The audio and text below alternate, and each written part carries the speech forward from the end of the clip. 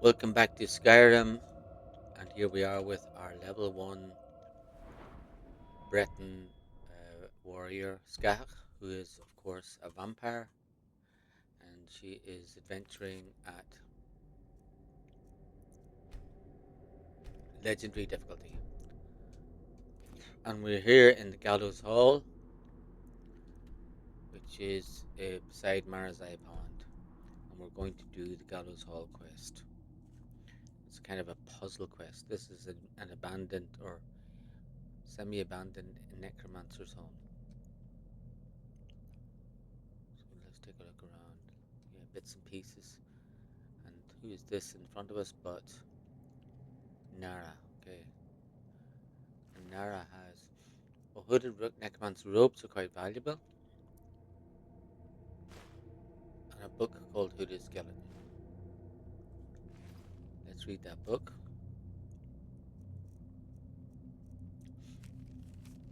There's something wedged inside the hooded skeleton. Oh, it's a note. For whatever reason, I can't seem to raise it. No, but there must be a trick I can get the hooded skeleton. Okay, that's referring to something in the room. There's a hooded skeleton in the room. Oh yeah, you can see it over there. Okay, and there's her notes. Oh, get out of my head. Okay, she's trying to escape now. She's stuck here. She died here, okay? So let's read her journal. My old master was a collector of things. He was a collector of apprentices. He was aware of my ambition and where it would end. He knew I would steal his artifacts and kill him anyone, so he made a trap to kill me. Okay, so she was defeated by her master, who trapped her in here. You can see this. Oh, oh, oh. So what do we do now? Dreams of the dead. Read the first clue. Okay, first clue is a note on the map here. Let's find it. Whoa, that's dangerous. Our mage travelled Skyrim, snuffing out the souls on the way. On each place they collect a torch to represent the light of the dead. Okay, so they start by travelling Morthal, Valkrith, and Nightgate. Okay, so there's a bunch of torches here. Okay, this is Mortal. It must be the opposite direction. Mortal, Valkrith. There's Mortal. Okay, this way. Go back. Valkrith and Nightgate.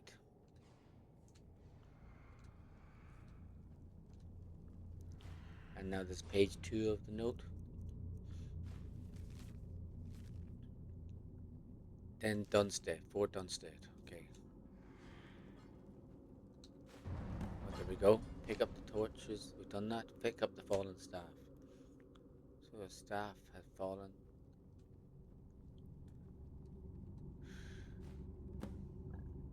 Now, this alone is a powerful artifact. The Staff of Worms reanimate a dead body permanently. So you've got a Thrall. You now have a free Dead Thrall spell.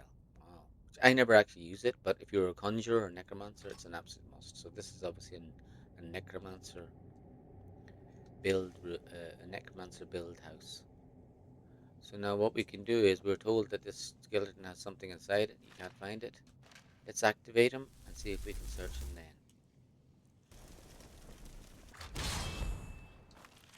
See, now that he's activated, he's searchable.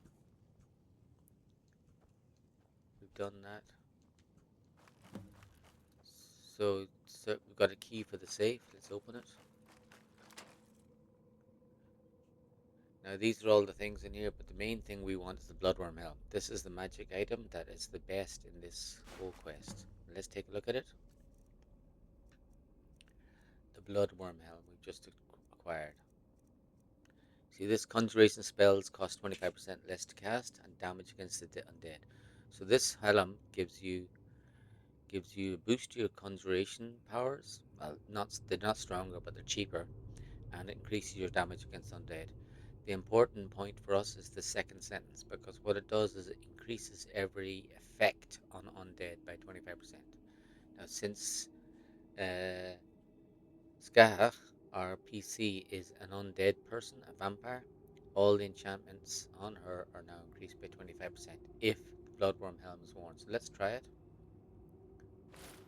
So we put on the Bloodworm Helm. Now, nothing's affected and something has to be equipped after the Bloodworm Helm. So let's look at some many magic items. Let's look at what magic items we have on us right now. We have an amulet as Zenithar. Prices are 10% better. Okay. Let's look at the actual magic effect. Amulet with Zenithar. Prices are 10% better. Now let's take that amulet off and put it back on again. Now it's boosted by the Bloodworm Helm because we're a vampire. And now Amulet of Zenithar gives us 12% boost to prices, not 10. So it's just gone up. In effect, it's actually 12.5%, but they're rounded on the UI. So now we can increase everything by 25%. Alright? 25%. Every enchanted item. Armor, rings, necklaces, amulets, they're all increased by 25%. And that's why the Bloodworm Helm and the Vampire go together. You basically get Necromage, but Necromage requires you to get to level 70 in Restoration, which takes you forever. And now we are at level 1 and we've got Necromage. So we could quit now. That's the best item that's the main item, but there's lots of smaller treasures in here. Let's continue the quest. Let's continue with the quest. Sorry. Read the second clue. Oh, the second clue was in that safe as well, so read it. A man dreams his empty coffers are full of gems. A necromancer dreams a different kind of dream. So, but you want to see this dream and retrieve the gems, you must first pray to a prince. Okay, so we'll pray at a shrine and then sleep on that bed. Okay, let's look for a shrine. Here we are. Vermina is the prince. She's the shrine. She's the Daedra goddess of dreams and things like that. So let's pray. Okay, and now we'll sleep.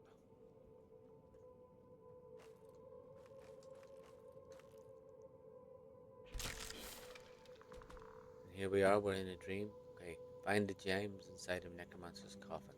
Coffer. So let's look through all the coffins. There we go. Here's one.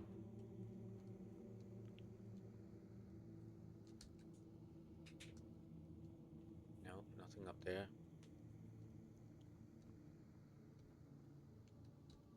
Well, there's one openly visible.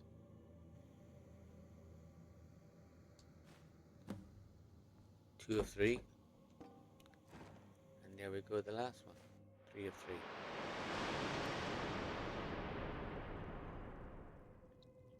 And here's our final instructions. In my dream, I was surrounded by 4 apprentices, but they are no longer mortal spirits. To bring them to darkness, you must place them on the altar and turn greater to black. Until then, only then will you be free. So I have got now 4. What I got was 4 greater soul gems. See that? And let's take this note away. Okay, so we can put them each one in here, place the soul gem, and place the soul gem, place the soul gem, and place the soul gem.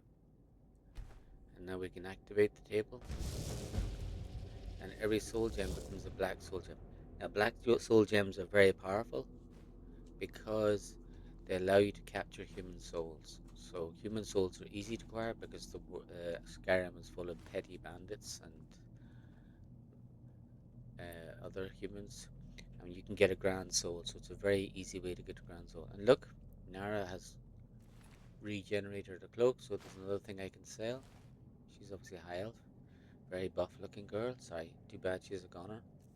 But I have got from her is 2 hooded necromancer robes, very nice. But the other thing about this room is it's chock-a-block with little bits of minor loot, so let's take them all. Look at this. As a suits a necromancer's a mage's home. It's full of mage gear stuff. black soul. My god, so many black soul gems. Potions.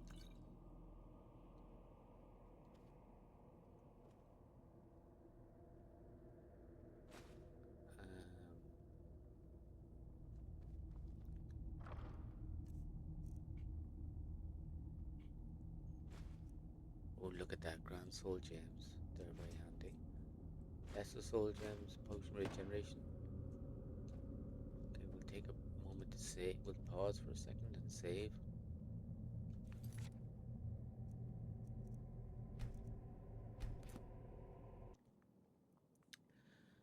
And here, oh no, no swords. No, well, I'm not picking up any great swords, that's for sure.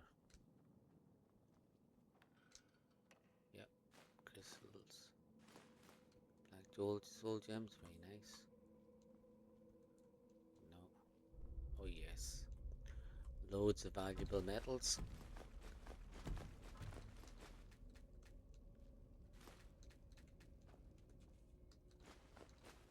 And even the most valuable, ebony.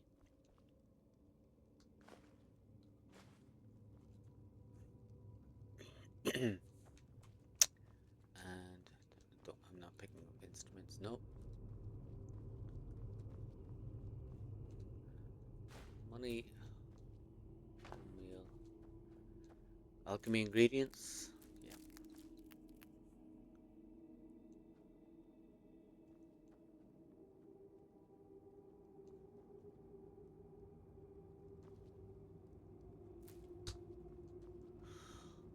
Oh, poor old Nara. Okay, let's go downstairs and see what. Oh no, there's actually more. That's not the only. I'm pretty sure there's another. That's not the only display case. Hold on. Well, look. Oh yes, look at that valuable necklace. Yep. Okay, let's go downstairs.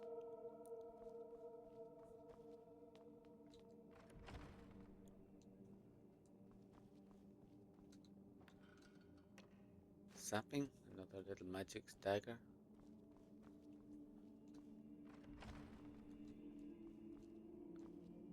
No, no iron great swords. I'm not interested in maces. But look over here. What's here? No.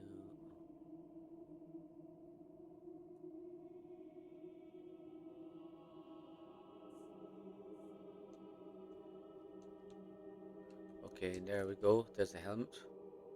The helm of Orin Bearclaw, which is not exactly the same as the helm we have, but our Orin Bearclaw helmet is. What is it? Helm of Bloodworm is the one that we really. Helm of Orin Bearclaw is a melee helmet. You see, Bloodworm Helm is a magic user helmet, light, conjuration. This one's heavy, better armor, but increases your stamina by 70 points. So fabulous for people who need loads of stamina. And there's the notes about the helm. Yeah, so the apprentice accidentally got the wrong, yeah, warrior enchantments. Okay, I'll keep that. That'll be useful for me. And reanimate corpse, a spell.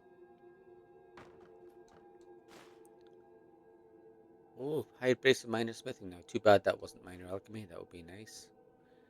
And let's take that spell. Where's my spell tome? Reanimate corpse. Reanimate a more powerful dead body. And there's a coffin which I could sleep in if I wanted to. And of course, if you sleep in a coffin as a vampire, you get plus 10% magic resistance. So this is a very handy place to have as a home, you know. But I won't be using it. It's not that handy otherwise, you know. Doesn't suit my build long term. Gold, yep. No.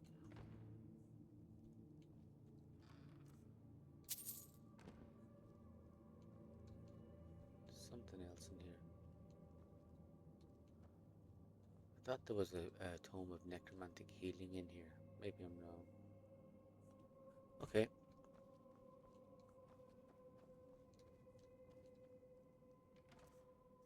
Fine clothes. Oh, mage backpack. See, there's a second backpack. Nice. Okay, let's go downstairs for the final looting session.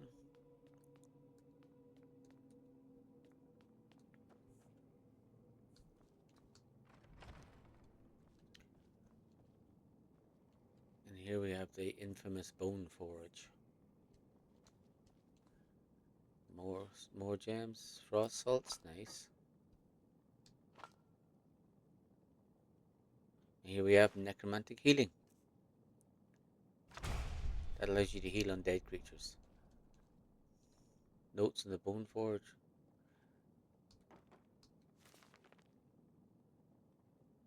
Basic recipe to create a skeleton.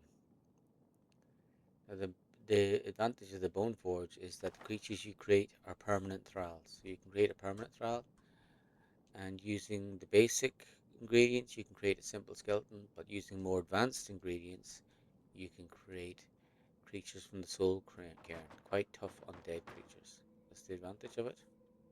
So if you're a necromancer, obviously this home, the bone forge, is a no-brainer. You know, absolutely no-brainer. Okay, but we won't be using the bone forge. We're not doing a necromancer build. But of course, if you were, this place would be an absolute gold mine. So let's go back upstairs. Now we've got the most important thing. We've got lots of very fine loot, but we've got the Bloodworm Helm. So the Bloodworm Helm and being a vampire is central to our build because it gives us the possibility to create powerful enchanted items, or gives us the possibility to boost the effect of existing enchanted items. And since our whole build is built around acquiring enchanted items, not enchanting any, that's very important. Now we have to get out of here, and we want to make sure it's not daytime and that we don't get killed by a silly mud crab. So let's see what time it is. Okay, it's early in the morning. It's midnight, so it's late, still night. Let's save.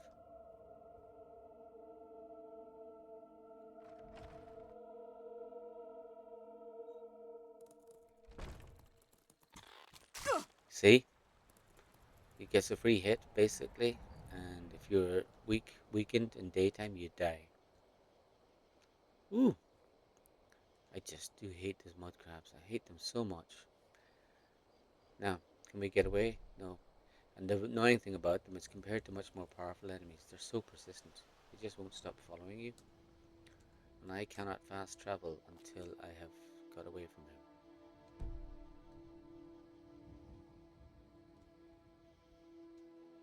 I do love climbing the mountains because your views are so staggering, right? Now, that's enough adventuring there. We've done it, we've completed it. Look at the stance there. Look at the view over there. Look at the views over there. See? Wow. There's the Windhelm's just out of sight over there. There's the Great Mudflats, and there's the south towards Riften. Let's see if we can get up to the top of this higher mountain. I know there's creatures around, but they can't touch us while we're on top of the mountain. Nobody can, in fact. We're quite safe.